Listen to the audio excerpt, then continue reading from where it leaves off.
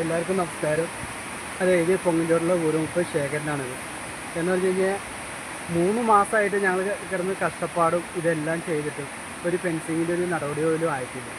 എന്ന് പറഞ്ഞു കഴിഞ്ഞാൽ ഫോറസ്റ്റ് ഡിപ്പാർട്ട്മെൻറ്റിനെ വിളിക്കുമ്പോൾ അവർ നമുക്ക് ഒരു പരിഗണന ഇതൊന്നും തരില്ല. അവർ ഇന്ന് വരാം നാളെ വരാം പണി തുടങ്ങാമെന്നൊക്കെ പറഞ്ഞിട്ട് ഇത്ര നാളായിട്ട് ഒരു പണിയും തുടങ്ങിയിട്ടില്ല.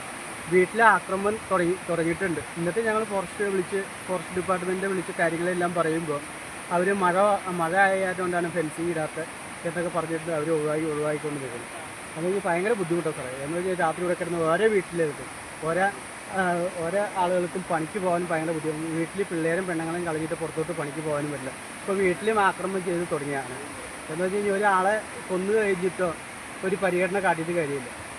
പരിഗണന കാട്ടണമെങ്കിൽ ഇതിന് മുമ്പ് പരിഹാരം തീർത്താലേ കാര്യമുള്ളൂ.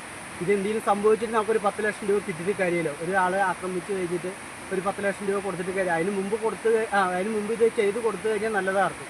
എന്ന് കഴിഞ്ഞാൽ ഒരാളുകൾക്കും രാത്രി കിടന്നുറങ്ങാൻ പറ്റുമോ? ഒരു വീട്ടിലുള്ളവർക്കും ഭയങ്കര ബുദ്ധിമുട്ടും ഭയങ്കര ആന കൊണ്ട് രാത്രി ഒരു പോളെ കണ്ണടക്കാൻ പറ്റില്ല. പിള്ളേരും വലിയവരും എല്ലാവരും പേടിച്ച് വരേണ്ട ഇതായിട്ട് ഇരിക്കണം. അതായത് എങ്ങനെയെങ്കിലും നല്ല